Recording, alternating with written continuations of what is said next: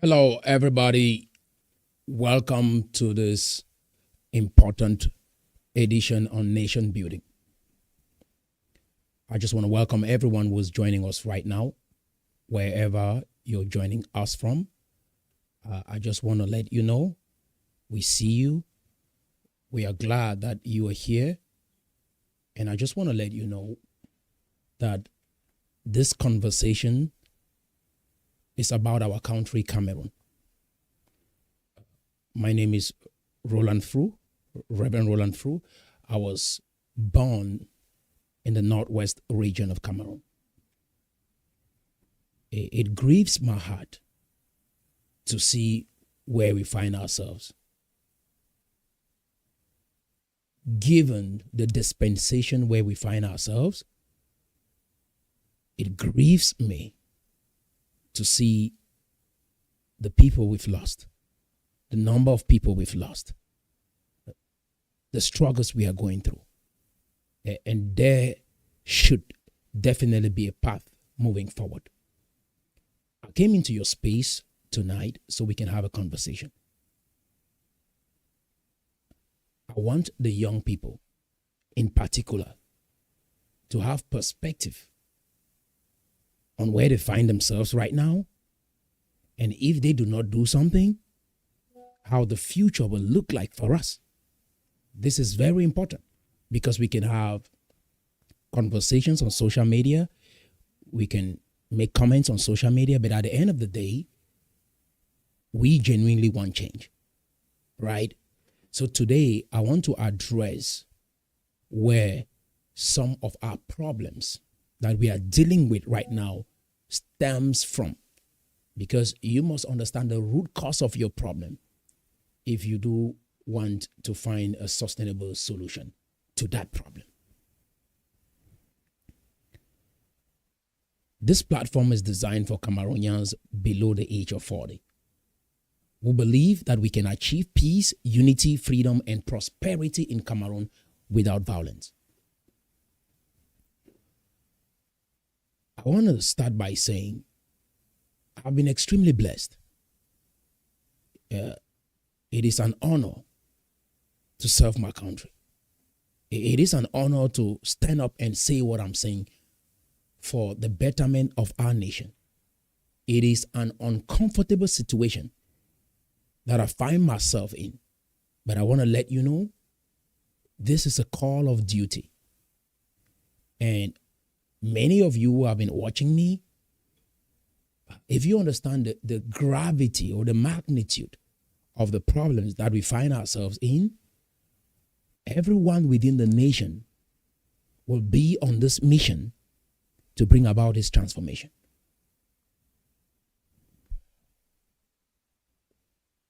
One of the key challenges that we are facing in Cameroon comes from the baby boomer generation. I want to start there. This is a generation of people that did not plan for the future, cared more about pleasure. They have caused many havoc, like in many nations around the world. The millennials today, most of you, that is your parents. The baby boomer generation has caused a lot of havoc, even right here in the United States of America. That is, if your parent is within the age of 62 to 78, that is the baby boomer generation. These are the generation of people that were born after the end of the Second World War. Pay attention. They were born in a time where we saw unprecedented economic prosperity. What they experienced, trust me, was first of its kind in history. Most of the technological innovations, industrial revolution actually really skyrocketed after the end of the Second World War. Why? Because guess what? People started creating nuclear weapons. Machines were produced at a rate that has never ever been produced in the history of mankind. But one thing that happened to this generation, because I don't just want to blame them, it's not their fault entirely, but I'm saying that they have a certain degree of responsibility to take. And I'm saying this so that I can help the young people have perspective as to what is going on. Because you don't just understand what is going on and you might just be going with the crowd and like, oh, what is this man even saying? The reality is the baby boomer generation is that generation that if they cared about the future generation would have laid some very significant foundations that would have helped us thrive. Because people are just complaining everywhere around the world and people don't understand where all of this is coming from. This generation of people, they were scared. Why? Because they were coming out of the Second World War. So their thought was, okay, now we are creating nuclear weapons. We could die anytime. What is the need to save money? What is the need to plan for the future? It is also one of the generations with the highest rate of divorce. This is facts. That is the baby boomer generation. This is the generation that incurred the highest amount of debt compared to every other generation. The baby boomer, I'm talking about individuals within the age of 60 to approximately 78 years. This group of people, and they also fall among the category of the highest populated groups on earth, the baby boomers. Their effect on the world today is eminent in every nation on earth. So when you are looking at your nation, Cameroon, I've not just studied what the baby boomers have done. President Trump, Obama, all of these are baby boomers. They come from that generation. Hillary Clinton, all of these individuals, they fall within this particular group of people I'm talking about, the baby boomers. So if your parents fall within that age group, I want to let you know they have raised you a certain way. They cared less about the future and they cared more about themselves and what they can get in the moment. And don't for a second think that anything has changed today. The way they raised you was so you should take care of them. They didn't raise you so you can take care of yourself and your children. I'm not throwing stones on them, but I want you to have perspective, because if you do not do something, you will not be able to help them in the future, and you will not be able to help, most importantly, the next generation. So as we are talking about nation building, we have to diagnose every aspect. Some people are like, okay, why did you come on this platform and you were saying this platform is for Cameroonians below the age of 40? Because most of the children raised by the baby boomers are the millennials. And they are trapped. So when we are talking about corruption in Cameroon even, we are not really breaking it down to target what that corruption really looks like. These are the generations of people that were very rebellious as well. They don't want us to step up and forge our own path. They were micromanaging us. That is, most of the children raised by baby boomers were being micromanaged. If you are with a parent that wants to have a say, an opinion on every aspect of your life, want to control even who you get married to, how to run your house, most of them come from this generation of people.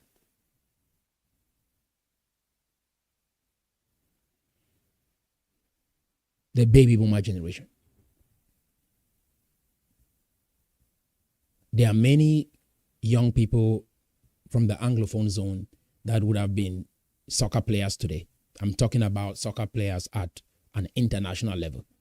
But they did not get to achieve that dream because their parents said, go to school instead of play soccer. There are many Anglophones today that would have been great in some sports or music, but they did not achieve that dream because their parents, hello?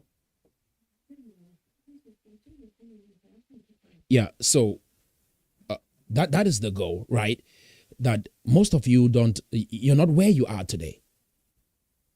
And when we are talking about splitting up the country, when we are talking about fighting a war to the last man standing, these are the generation of people that raised you, and they are fueling this, because at the end of the day, this whole struggle that our nation is going through, those grievances, some of them are valid, but the agitators, because in every society there are agitators. Those agitators are not pursuing this cause for you. They're pursuing this cause for themselves. And because why? If you look at Nigeria, for example, even after their civil war when it ended in the 1970s, after the Nigerian civil war came to an end, you realize that it left a lot of baggage, right? Kidnapping, other social ills that we can see in Nigeria today because of that civil war. At the end of the day, it was the individuals that were fighting for oil. They want to have control over the oil. And it's the same thing with us. I'm not discounting the fact that Anglophones have not had their own fair share of struggle in our nation. That is not what I'm saying. I'm having a comprehensive perspective on reality, history, and then looking at the future, and then coming up with a plan today that can help us get there. I want to start by asking us a question. If you are watching, and I would like you to respond to that. Let me switch so I can see what is going on. Okay. If you were to be given, say, $1 billion, I want to give you as we speak, I want to give you $1 billion right now. But you will die tomorrow. Are you going to take that money? I want to ask you that question. If I say I want to give you $1 billion, but you will die tomorrow, will you take that money? I want you to put that in the comment section. I want to give you $1 billion, but you will die tomorrow. You will say no to that money. Why? Because time is more important to you than money. Life is more important to you than money. Then why is it that we prioritize things, money, over life? Are you understanding? If I want to give you $1 billion and then you will die tomorrow, will you take that money?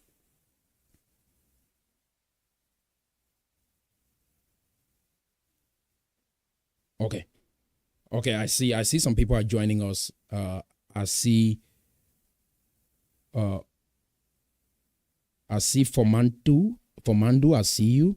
Yes, Formandu says, Rev, where have you been? I'm back. Yes, it's been a minute. I see Roger Williams, I see you. Welcome. I see Nativit. Yes, I see Nativit. I hope I'm saying the name right. But welcome, everybody. We are back, and we are taking this organization and this movement of transformation to a whole next level. We are bent to see change in our country, and change is coming to Cameroon. So, guys, on that note, I just wanted us to have perspective on our reality, because it is only when you ask yourself, where am I? Yeah, where am I right now? And it's a good question to ask. Where are you? Age-wise, I'm soon to turn 35, right? And I'm in my prime. And I'm talking about those factors that have held us down. If you go under some of my comments on Facebook or YouTube, especially YouTube, you realize some people are saying that I'm young. And we've tracked it, and we realize those who are saying that I'm young are coming from this baby boomer generation. They are one of the most entitled generation in history. They are your parents. The reason why I'm saying this is not to bring animosity or fight between you and your parents, but the reason why I'm saying these things is so that you can stand up for your life. Make the decisions that you'll be accountable for tomorrow. And I want you to remember, we live in a community, but you would stand before God all by yourself tomorrow. Yes, we live in a community, but at the end of the day, it is your life. My father is gone, right?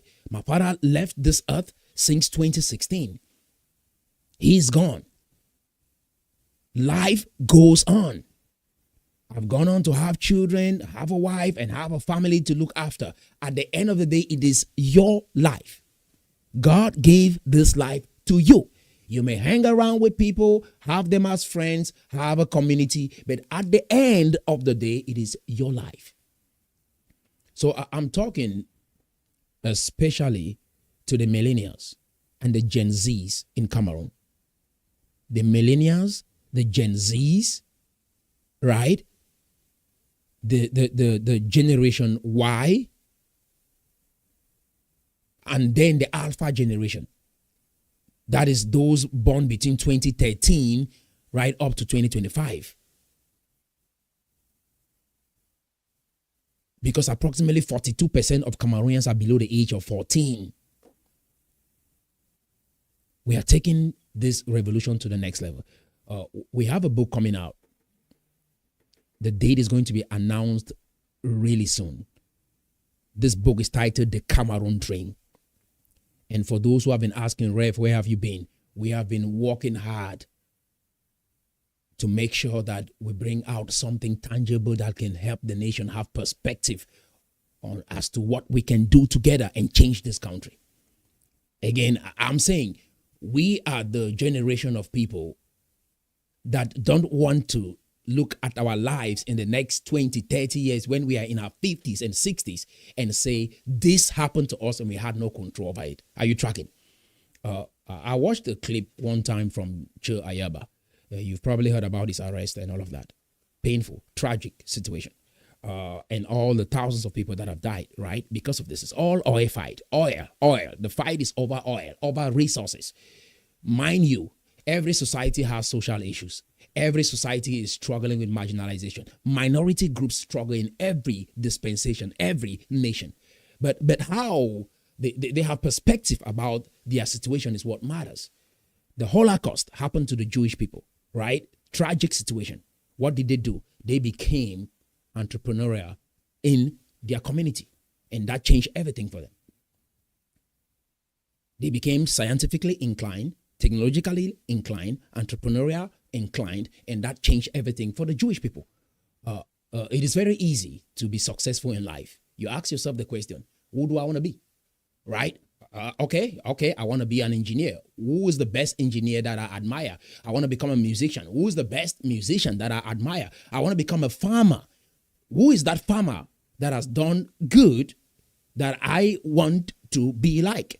And then what you have to do is ask yourself the question, what did they do to achieve this level of success?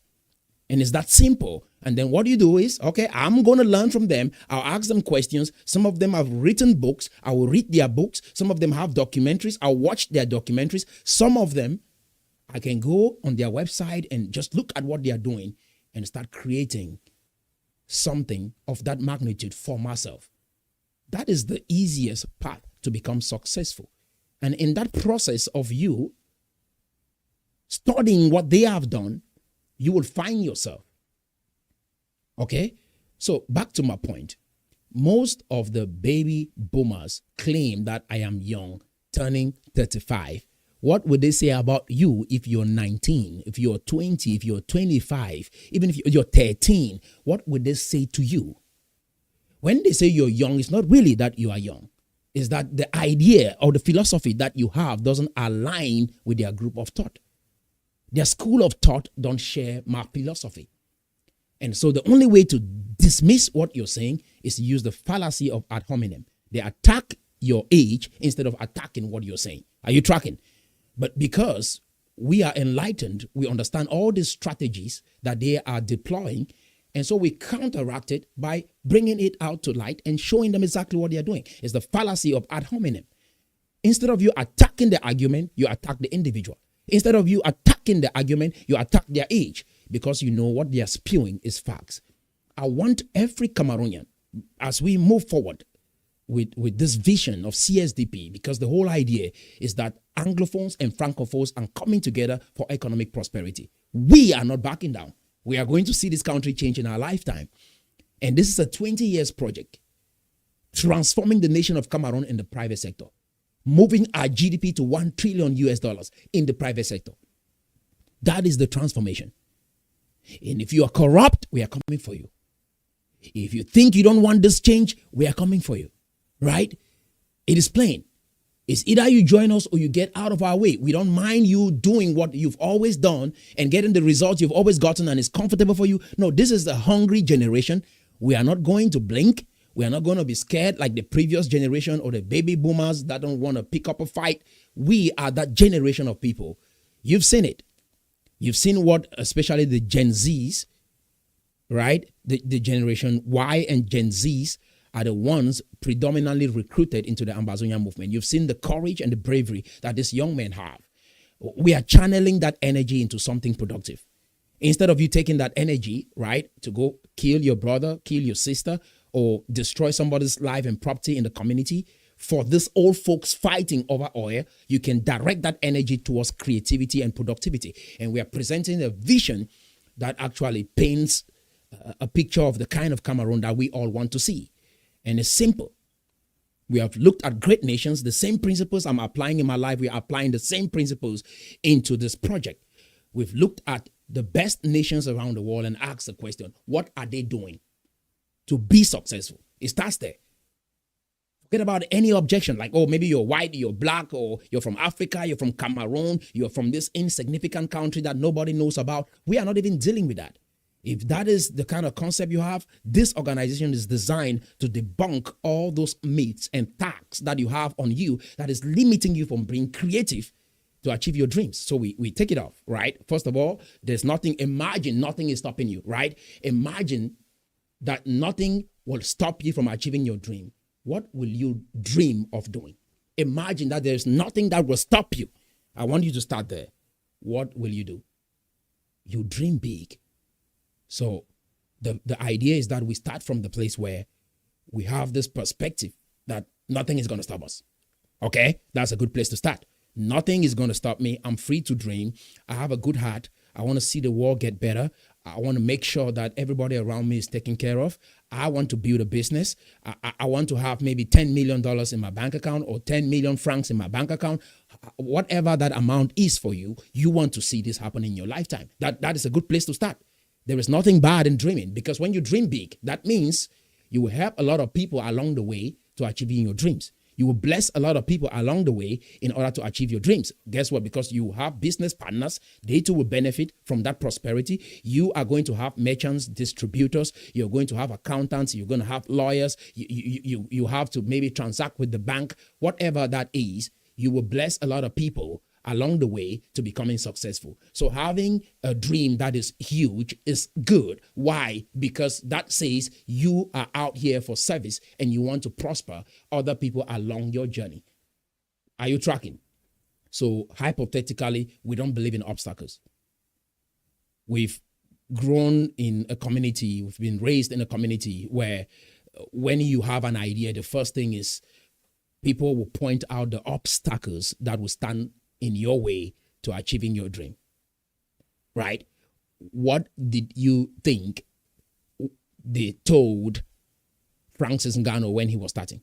That is impossible. You are from Cameroon. No one in this country has been a boxer of this magnitude. They probably shut him down. Maybe when Samuel Eto'o had this dream of becoming one of the best soccer players in the world, what did you think they told him? They told him that it is impossible to achieve this dream because no one in Cameroon has become a soccer player at that level that you're thinking.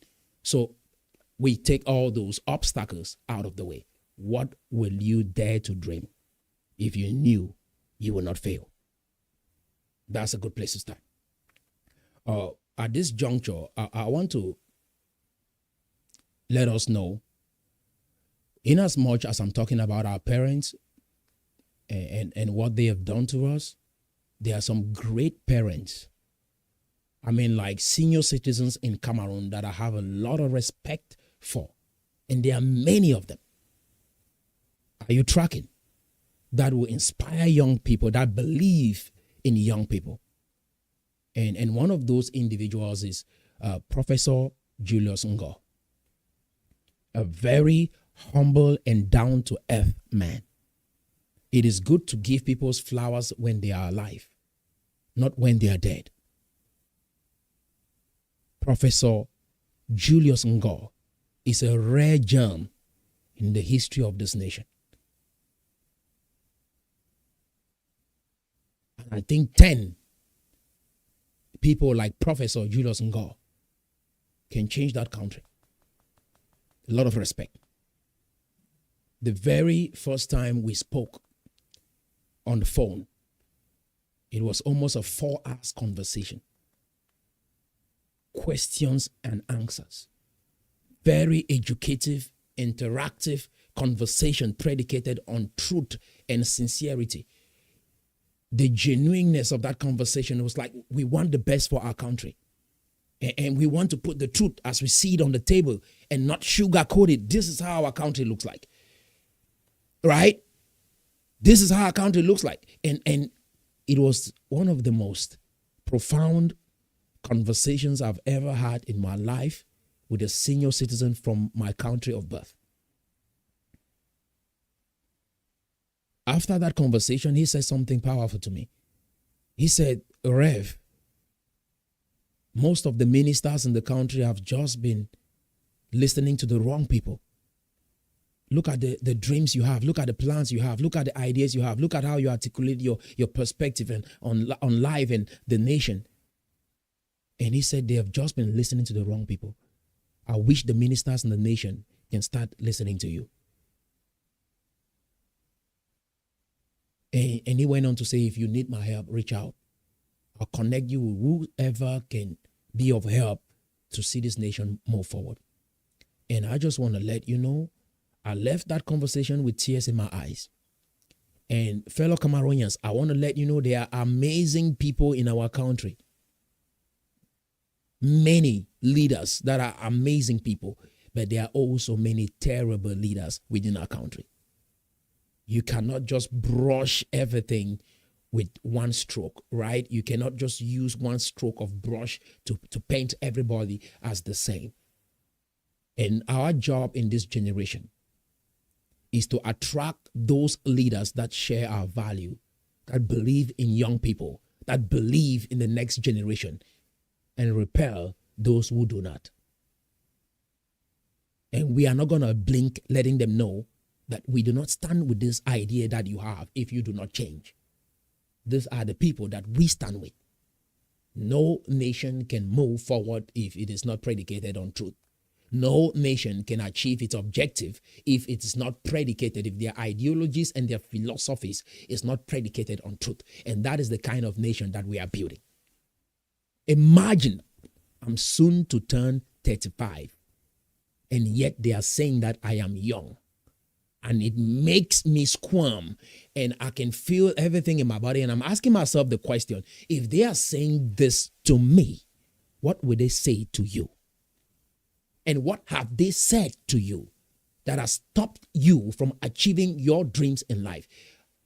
Ask the question. You think if Mark Zuckerberg grew up in our community, he would have created Facebook by this age and have all the things we've seen him have in this generation? They will tell you, oh, it's because he's a white man. What is wrong with the white man? What makes the white man different from you? That's a good place to start. What makes the white man different from you? The white man believes in the next generation. You do not. The white man will support something good that comes out of their people. You do not. And you ask the question, because it's a white man, what does that really mean? You see what I'm saying? They say all those things. You have to break it down. When you say this level of success can only be achieved by a white man, what are you implying? That you will stop me. That you will oppose me. That if my ideas doesn't align with your philosophical school of thought, you will oppose me. That is what you're saying, right? And so my point is, we have to identify this particular generation of people. I mean, again, if your parents are within the age of 60 to 78, they come from that baby boomer generation. And they have caused the most havoc on planet Earth. Most of the struggles that we are going through, they inherited literally nothing from the previous generation because they were very rebellious. Yes, they wanted change. It's a good thing. They wanted equality. It was a good thing. Yes, they wanted justice for all. It's a good thing. And those are the words that are coming out of your mouth today. It came from them. But what does that really mean? When you say justice, can you define it? When you say, I want the country to look this way, can you define what that means? And how do you plan to achieve that goal without other people losing their lives? That is it's simple. It is good to aspire. It's good to dream. It's good to want to do something for your life. But the question again is, how do you want to achieve that dream? What is your path towards achieving that dream without hurting others? If your dream, if your mission indicates others will be hurt in the process of you achieving your dream, it's not a worthy dream. Are you tracking? So, my point is, the white people are different from the black people or different from the Cameroonian people because if they have young people that are dreaming big, have a vision, they will support the black people, the Cameroonian people, the ones that I know of that have been always opposing us will stand in the way. Look at Eric Tato, for example. He's become an entrepreneur. But when he was with these old folks, guess what? He was bitter, angry, and trying to do everything that they said and the ideas that they had, trying to execute their philosophy. And they realized at some point that these old people are just using us. Look at Tapang Ivor. Look at Mark Barata. Look at all the young folks that emerged and stood up for this nation. They were not for secession initially. These old folks, the baby boomers, selfish generation, looking after oil, feeling like time is going to pass them by and it's impossible for them to live in their old age because they haven't saved a lot. They don't have a lot of money, right? They turned it into an armed struggle because if they get the oil, they can distribute it. And that is an illusion. In its totality, it's an illusion, right? And let's be realistic with that. So young people, Cameroonians, wherever you find yourself in the nation, entrepreneurs, business leaders, community leaders in Cameroon, I want to let you know, no one is coming to save us. The earlier we start being vocal on social media about what is going on in our country, on what I've presented as a path forward, right? They've made you to feel like it's a bad thing when one of you show up with an idea and you all support it. They've made you to feel like you have to fight one another. This is what they've planted in us because everything that you're projecting, even on social media, came from somewhere. Your parents taught you, your friends taught you, your community taught you. You are not an island. You showed up here and somebody taught you to say what you're saying, taught you to do what you're doing, taught you on the behavior that you carry around with you that has produced either something good for your life or something bad. And it's that simple.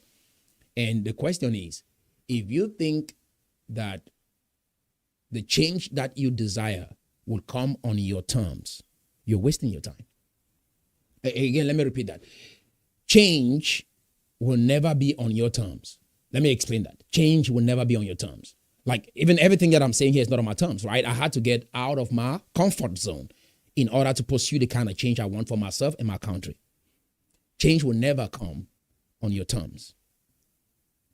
Okay? Some of you might want to sleep longer. But if your dream is that important to you, guess what? You have to wake up early. That is not on your terms. Now, because maybe you've seen someone who is successful and you want to wake up early because they are waking up early. And because you desire to achieve this dream, you wake up early. Are you tracking? So now it's not on your terms. Peace cannot come on your terms. Justice cannot come on your terms. Are you seeing what I'm saying? It's a facade. The reality is you have to look at life and tell yourself, at the end of the day, will everything we are doing here even matter? Because this is where you calm down. Like there are some people that lived maybe 100 years ago that thought they would be everything and we will remember them. We don't even know them today. Are you tracking? So you calm down. And that is why it is worthless fighting, killing one another, because guess what? It won't even matter tomorrow. No matter the amount of money you have in your bank account tomorrow, it won't even matter. There are some celebrities you see online today and you respect them so much and you think they are everything. In the next 100 years, in the next 50 years, in the next maybe 10 years, you will not even know them. You will not even care about them anymore. And even the people that know you today will forget about you tomorrow because they too will die. They will pass on. Are you tracking? So this is the kind of stoic perspective that you have on life that makes you to understand, like, at the end of the day, everything, that is what Ecclesiastes is telling us. Everything is vanity. It's going to go away. I said, even the people that you're thinking that they are everything that you've always dreamt of, they too will die. They too will pass away. That is why you choose what you want to do with your life.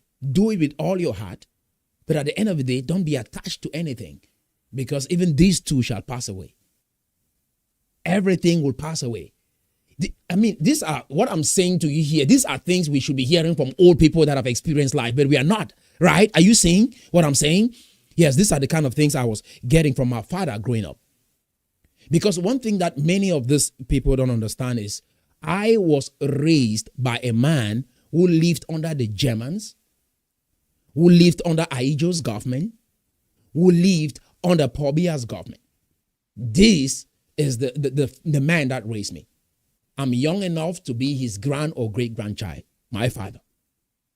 My father's first child was probably in the 75. If my father was alive, he would be 95 years today if he was alive. So when I'm talking to them, they look at me and they dismiss my age because they tell, oh, I'm 34 going on 35, and they are telling you that I am young. No, I was raised by a man that I was his handbag, taking me everywhere. So I've hung around a lot of old folks most of my life.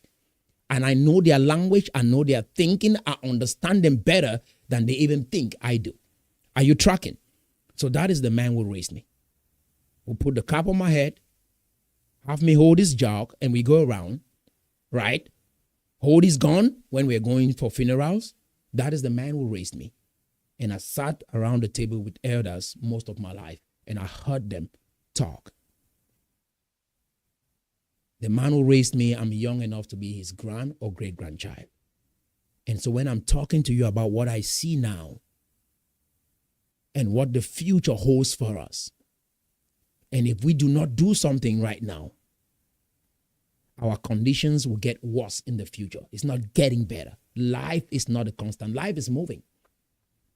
The only constant factor in life is time. And what? Time moves. So if you do nothing now, nothing will change. But while you're doing something, while you're working hard, have that certain degree of humility that everything will pass away. Many people will not remember you tomorrow, including those you claim love you, will not remember you. And even if they remember you, they too will pass away, right? So you keep your balance. And this is what happened with Job when he lost everything. Job lost everything. Everything, like everything. Job lost everything. It was a painful situation. And everybody was trying to look for the cause. Like, oh, maybe it's because of Job's character. Maybe it's because of Job's, whatever reason they gave. Job lost everything. And some of you right now, you've lost everything. He had sackcloths. He sat there, put ashes on his face, was grieving, lost the wife, lost the children, lost money, and all of that. They say, curse God and die. That's what they told Job. And Job had that perspective, like, okay, God gives, right? And God takes. All glory to God. And that was his perspective. And when we are talking about maybe philosophical ideas like Stoicism and all of these Stoic principles and Stoic belief systems, yes, it is Stoicism, but it's embedded in the Bible as well. And we can see everything in the Bible. It's that clear. Is Job having perspective? The book of Job will give you perspective on life. The book of Ecclesiastes will give you perspective on life. And Solomon, after having everything, this was one of the best wealth and the most wealthiest king in history. Even after enjoying splendor, wealth, at a level that some will ever dream of achieving, he enjoyed, he had everything. And he said, everything is vanity. That is perspective. So take it easy. Whatever rights you claim you have to fight, use that energy for something better. Those who use guns to fight are weak people. For me, I would rather prefer you face me physically. And after that, we can figure out if you're stronger than me, right? And then we go prepare and then we come back again. At least we are alive. When you're watching a movie, what will happen if the actor shows up and just put a gun on the head of the ship, shoots the ship, and the ship is dead? There's no movie. Play a good script, guys. Play a good script. If there's anything that I'm saying here that you're misunderstanding, is that put up a good movie for your life that people can watch back tomorrow and said at least they can see something. Imagine we always watch movies, right? We always have the protagonist and we have the antagonist, right? The protagonist is always the actor and the antagonist is always the ship. That's what we grew up understanding about movies. Imagine that the movie starts. In the very first 5 minutes of that movie, the protagonist, the actor, figures out his way and then pull a trigger and then shoot the antagonist, which is the ship, and the ship dies. Are you going to stay there? Are you going to pay money for that? You won't. Act a movie that people want to watch. Young people. And that is the generation that we find ourselves in. I mean, you see in the beginning of every movie, what happens? There is this strong ship. There is this weak actor. And this ship is always, right, antagonizing this actor. And the actor goes train, gets some support, becomes strong. At the end of the game, fight and win. That is a good movie. That is it. So put up a good movie for your life. Find some obstacles. You have them. Personal obstacles, you have them. Right? Friends that told you will amount to nothing. Parents that told you amount to nothing. Right? Community that didn't believe in you. Whatever that is, find some shape. There are some real shape. You're trying to fight a poor bear. Maybe he has not even affected you directly, personally. There are some real people in your life that have hurt you. Not that you go against them. Take that fuel. Take that energy. Take that energy that you have. That pain that you have. Maybe that girlfriend or boyfriend that rejected you. Take that energy and let it become fuel to achieve something great for your life. That is a good fight. And at the end of the day, you get to tell the story. No one believes in me. No one believed in my dreams. People ridiculed me. People insulted me. People lied on me. People deceived me. People said they were one thing and I figured out they were something else. But guess what? I kept believing in myself and believing in my dream. And at the end of the day, this is who I have become because I did not give up and because I believe in myself. That is the story we get to tell. That is a good story. If your story is that of, I picked up a gun, I went out to fight, I got shot. At the end of the day, nobody even knows where I'm buried. I mean, that is not an inspiring story. Tell a good story. Let your life be an inspiration for others. We came on earth not just for ourselves. We came on earth so we can leave a legacy that inspires the next generation. That is why we are here. Are you tracking? I have a lot of great individuals that I look up to. From Alexandra the Great, right down to Ronald Reagan. I mean, the list goes on and on. Aristotle, the list goes on and on. These individuals left something for me to study. And that is why I'm having perspective about where our nation could be. Because why? I'm able to look at what the greats did before me. When I'm talking about someone like Dr. Julius Ngor, Professor Julius Ngor in our country, I look at him as a role model. Because he stood his grounds. He was authentic with the historical account of our nation. He did not blink in the face of adversity. This is a character trait that we should mimic. We are looking for heroes. We have them everywhere. Dr. Professor Julius Ngor is one of those heroes that we should look up to in this generation. Ninjom Frunzi is one of them. There are many great individuals in our nation that did not blink in the face of adversity. Those are the people that we should look up to. They did not just say it, they lived it. Cho Ayaba and the rest are a victim of the baby boomer generation. The entitlement generation. They are blaming the millennials today. They are blaming us for being an entitled generation. We are a product of the baby boomers. They raised most of us. And if you don't understand this segment of population and where you find yourself right now, you'll be struggling, right? Because you don't understand what is going on. I've looked at every group from the baby boomers right down to the generation alpha, and I'm understanding what is affecting each of this group and how it's affecting the entire world. And if you have this kind of perspective, life becomes very easy. Because all the problems we talk about, sometimes we go ranting. At the end of the day, guys, break it down. What are the first principles to every problem that you're dealing with? First principles. Every problem has a first principle. For example, when I say 1 + 1, we all know it is 2. We all know 1 + 1 is 2. Why is it that we don't have a debate about that? Why? But when it comes to a historical account or maybe a literature account, we start debating. Are you tracking? Because why? Mathematics establishes principles. 1 + 1 is 2. If someone says 1 + 1 is 5, we all will laugh. Why? Because why? That is not the first principle. Why? Because we were in the classroom. Why? Because we were taught. Why? Because we all know that 1 + 1 is 2. There's no argument about that. When it comes to the idea of seceding the nation or staying together or picking up a gun to go fight, why is it that we have arguments on whether we should unite and move forward? Because we don't all adhere to the first principles. And if there's anything that I want to do through this organization is to establish that. We need to have first principles. What exactly is it that you want for your life? What is it that most Cameroonians do want for their lives? When we do figure out what that is, we establish the first principles towards achieving that goal. And which is what our organization has documented based on what we have heard from Cameroonians and what they want for their lives. They want good jobs. They want to own their own house, have their own car, right? Have a good job, or maybe run a business and be profitable and successful in that business. If you do not want those things, you put that in the comment section. But I do know, based on our research, that predominantly most Cameroonians want this. 70% of our country is below the age of 40. And they do want these things. And guess what we did?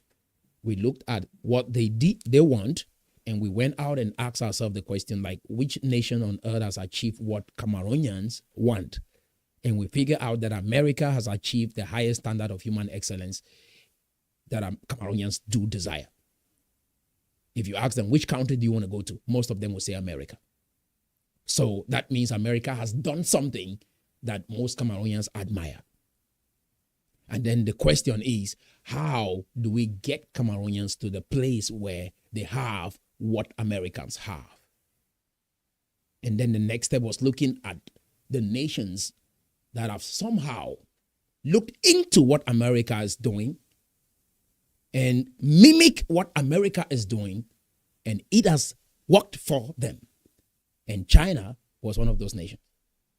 China has looked into what America has been doing since the 90s, right? And they mimicked what America has achieved. And China has moved their GDP from $390 billion in 1990 to approximately $17 trillion in 2025 or 2024, as we see it. So what does that tell us? It is possible to look at success and copy success and achieve success. Are you tracking? So we look at South Korea. What did they do? They specialized. And so we said, okay, if we specialize, because most of us, we're starting on the wrong path, right?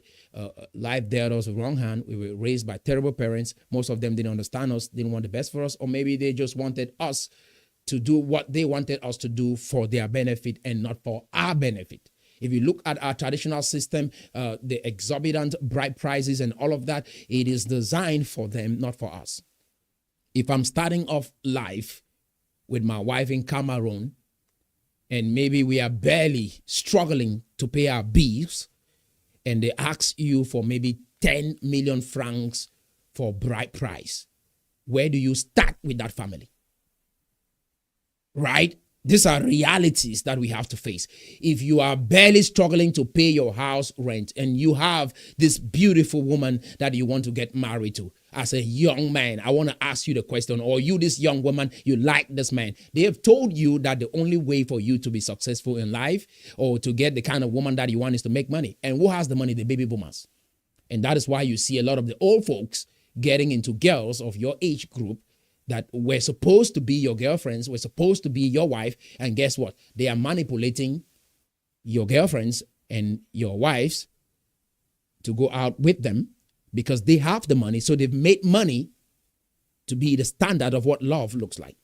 And so we have this philosophy in the community and we don't know where it comes from. These individuals have advertised this idea in this generation in a way that you are going with it. Now you, the young person, you want money so that you can please that girl. In the beginning, God said, I'll make a helpmeet suitable for him.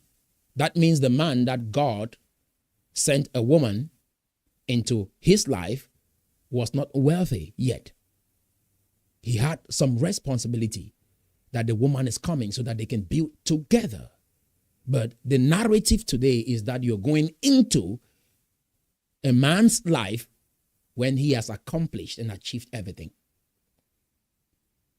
The question, young people, you should ask yourself is, who do you think has accomplished everything within your age group?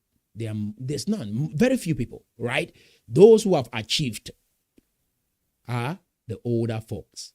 So what they are indirectly saying is every young girl today belongs to them and you have nothing except you go out there, break your back, do something illegal, steal, join a kind of a crazy movement to please them. That is the only way you can make money to go after this woman that is within your age group. Are you tracking? And these are some of those things that we are obstructing through this movement. That if you love, you guys can come together and build. Most millionaires and billionaires got married when they had nothing and built that wealth with their spouse.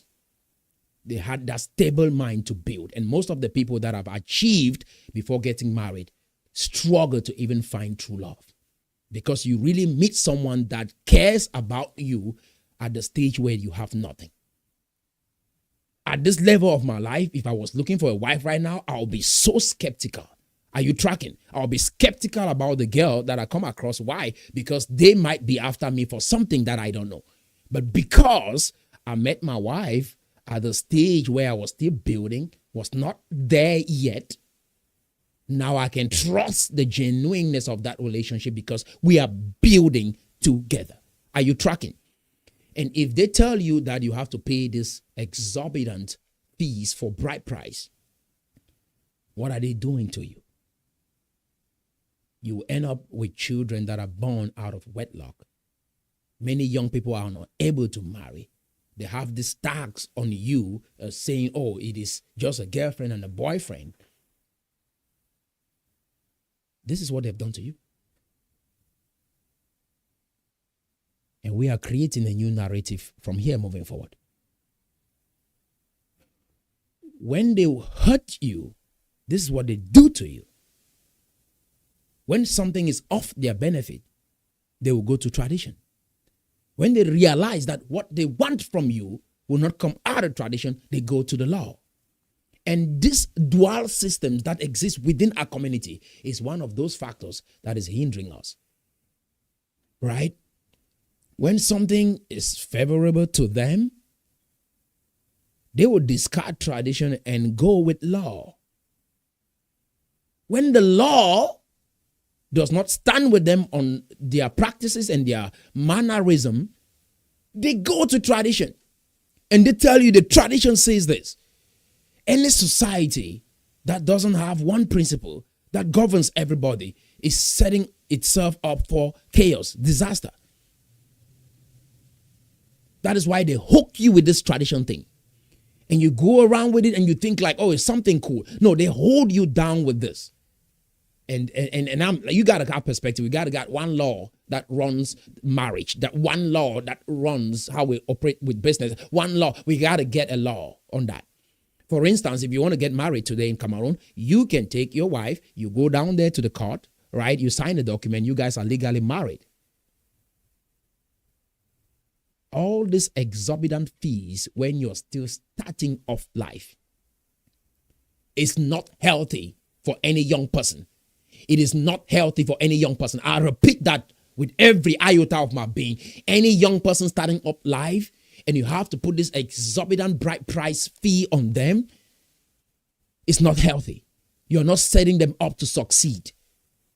We should prioritize the next generation than the previous generation. A good man leaves an inheritance for his children and his children's children. I bet you they'd never read this scripture for you. Not for his parents and his parents' parents. And that is what our organization.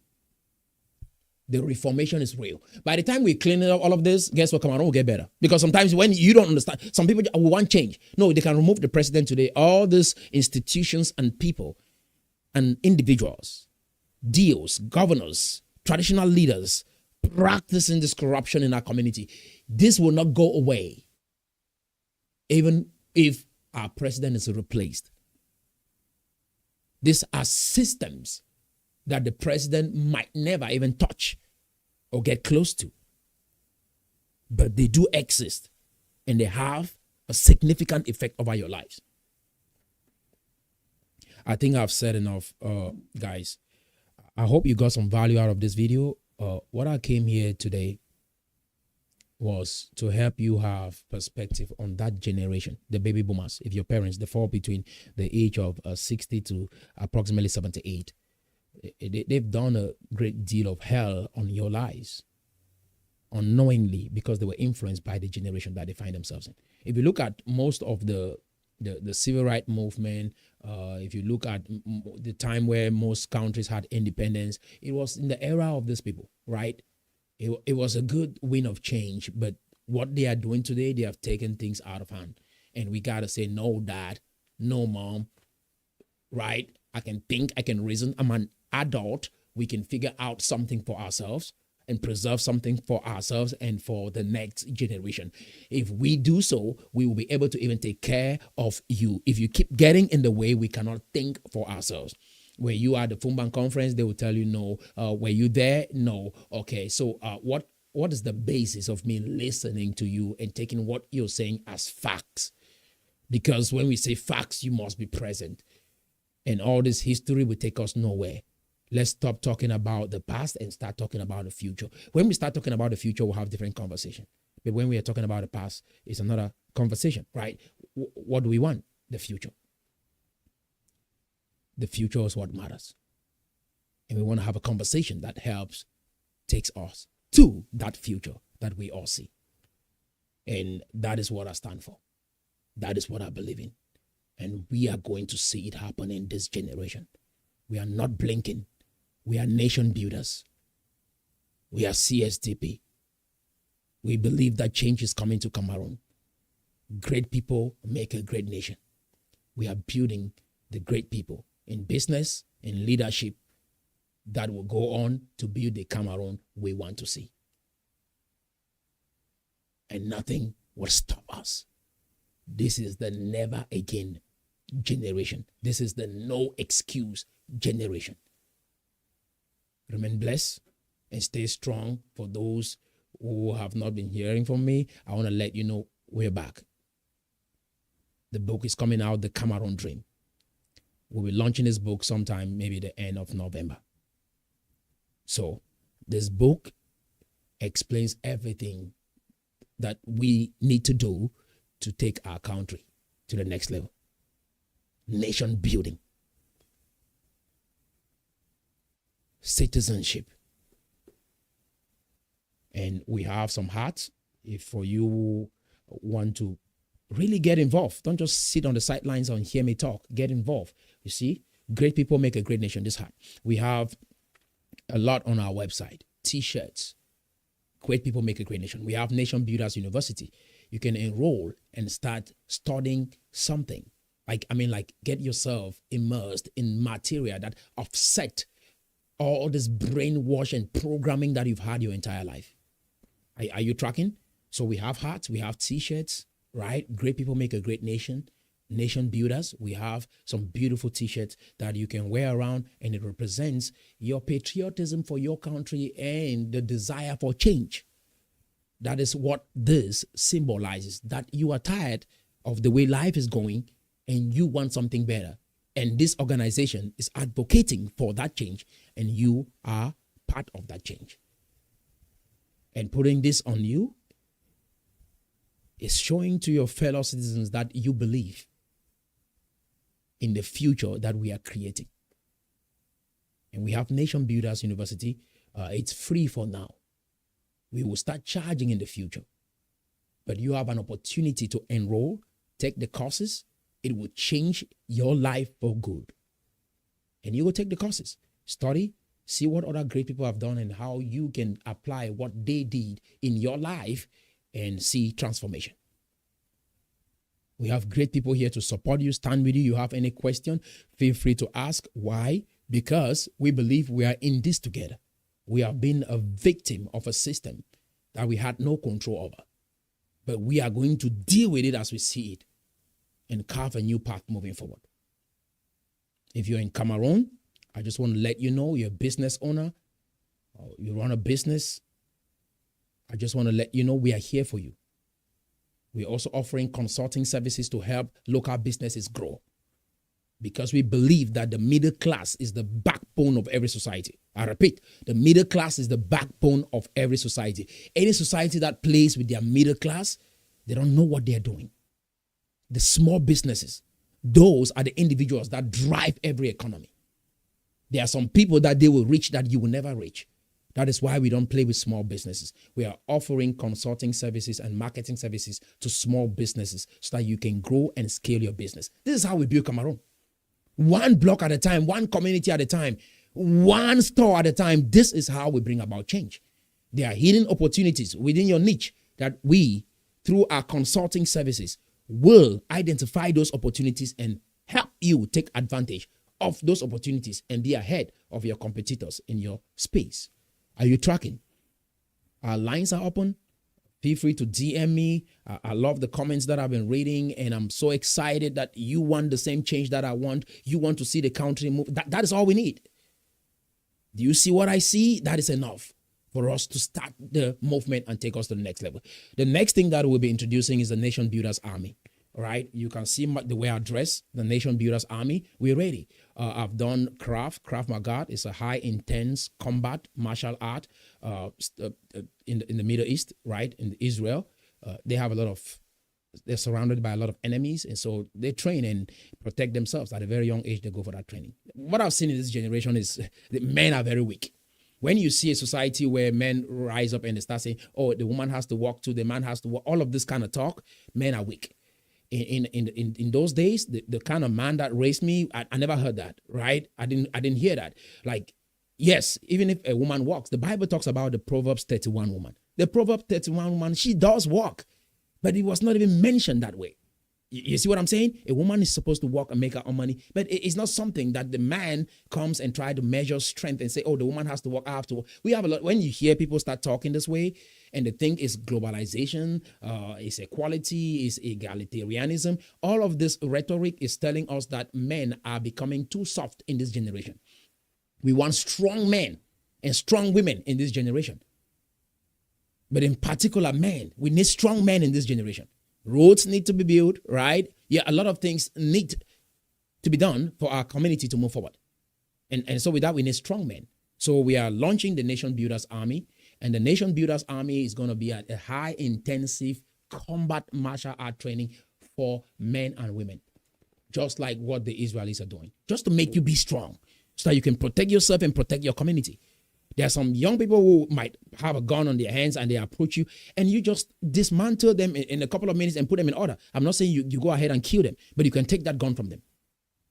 right? And you just sit there, lay low, and die like an animal. It doesn't make no sense. You should be able to defend yourself, right? You should be able to protect your community, protect your friends, protect the people that you care about. And so we are going to start that training as well to make you become strong, turn you into a formidable individual. See, let me tell you something as I wrap up. A good man is not a weak man. A good man is a very dangerous man that has control over themselves. I repeat again. A weak man is not a good man. A good man is a very dangerous man that has control over themselves. I've done craft for going on 3 years now. Understanding how to dismantle people and cause pain on them and yet control myself, that makes me a good man. Those who are weak always say, oh, if I had, I would have done. You see what I'm saying? But if you have and you control yourself, you are a good man. So we will train strong men and women in Cameroon. We are going to launch that training. It's Nation Builders Army. And you will learn how to be strong. And I encourage us to come along this journey with our children as well. And everybody, especially those below the age of 14. They are the future. We are not leaving anybody untouched. But we are creating a Cameroon that has never been heard of. We are creating the kind of Cameroon that has never been heard of. I love you guys so much. And until next time, remain blessed and bye for now.